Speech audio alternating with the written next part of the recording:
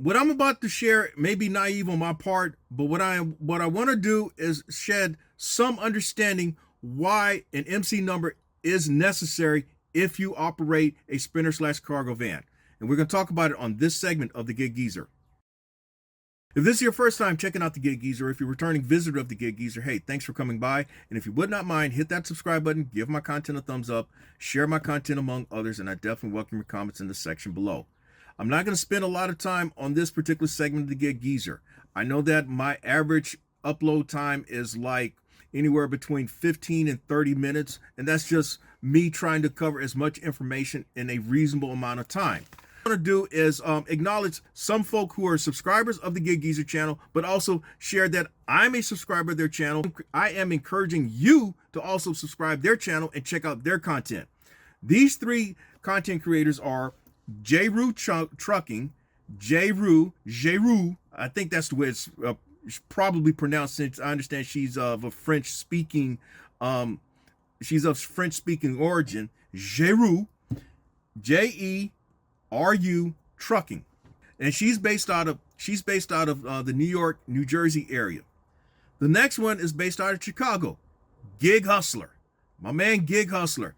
Now he's showing you how it's done in terms of hitting those large order opportunities on the DoorDash app, as well as on Grubhub, Uber Eats, and both the Delivered and Delivered That apps. If memory serves me correct, that he's also on the Delivered That app, but he's shown more higher earning opportunities on the Delivered app.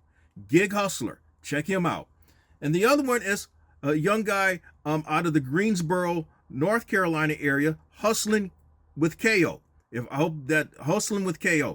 Hustling with KO, K-A-Y-O. Check out these young folks' channels. They share a different perspective from different parts of the country. One from the Northeast, one from the Midwest, and one from here in the South. And again, check out their content.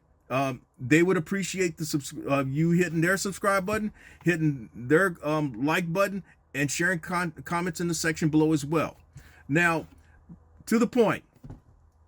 I have had people from time to time to tell me that I don't know basically what the fuck I'm talking about, saying that you don't need an MC number, you don't need an authority to work over the road, or you don't need it to operate a sprinter slash cargo van. I have mentioned in a few segments of the Gig Geezer the same reply, and also on the comment section, but I'm going to say it again.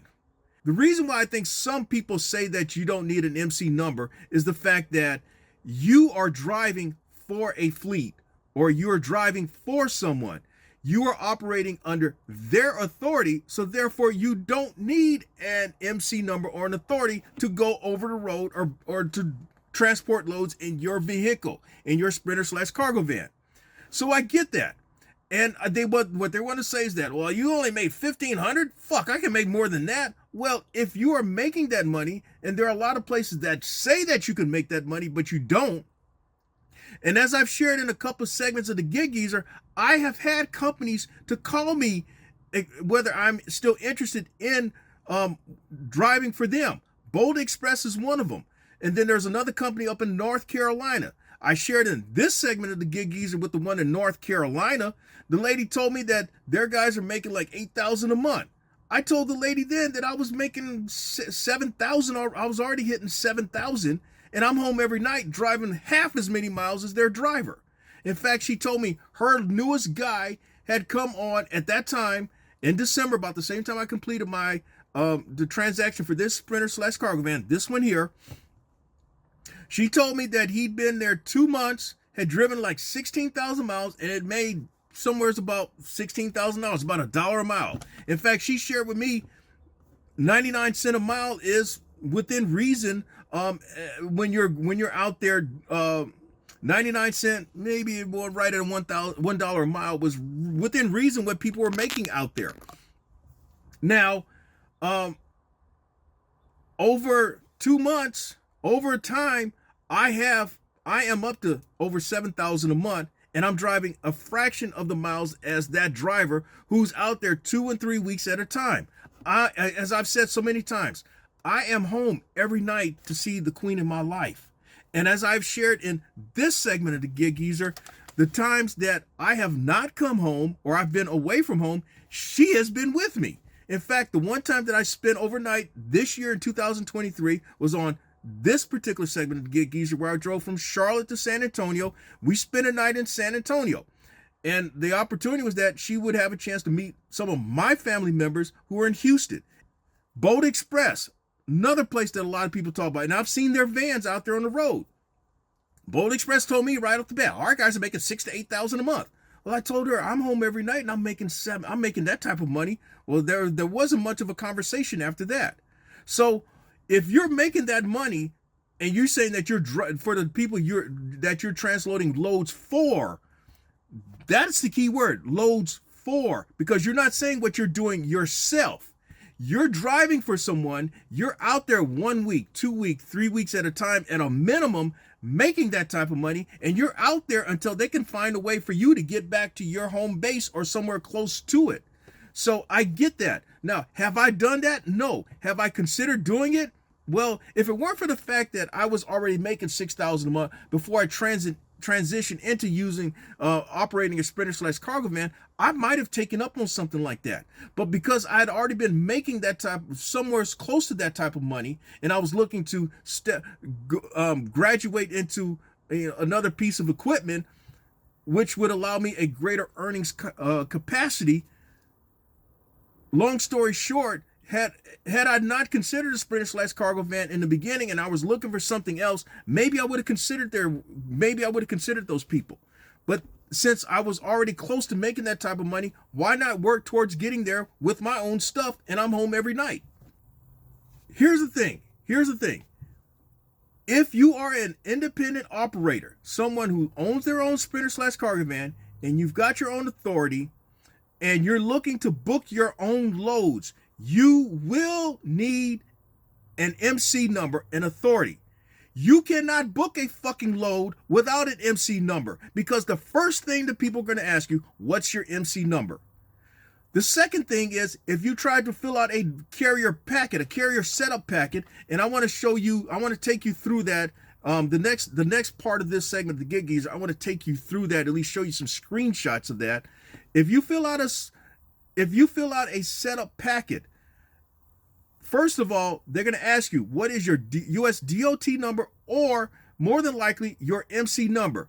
You put in your MC number, there's this registry system, RMIS, that has a registry of the same information that you have filed with the Federal Motor Carrier Safety Administration, FMCSA, or with the USDOT. They've got record of your when you also register your information with RMIS, you're going to send them a copy of your Accord 25 form or certificate of insurance. Your certificate of insurance is going to have your insurance agent's name on there. It's going to have your insurance company with what's also called an NAISC code, an industry code for that carrier. You're going to have to list your coverages, your limits on one side, and also in the special notes, your vehicle with the vehicle ID number and other coverages that goes with your policy. Now, with myself being an insurance agent, me being my own agent, all I had to do was just fill the shit out and send it to them. But I had to explain to them that, hey, I'm also an insurance agent and I'm my own agent. Now, with that registry, they'll know that you have whatever coverages that you have. You're going to have either the minimum 300,000 liability coverage and 50,000 cargo, or you're going to have 1 million liability and 100,000 cargo. That's going to show up when you fill out the carrier packet. Additionally, what's also going to show up is how long your authority has been active. From there, it's going to say pass, or fail, pass, fail, whatever it is, according to their criteria for you to at least be considered to have access to their load boards or to be active with that broker or logistics place. All that is needed based on your MC number. If you think I'm bullshitting you, try it. Here are a couple places where I have actually applied to, and here are places that I know that I'm just showing you that I've not yet qualified because my authority is not active enough for those places.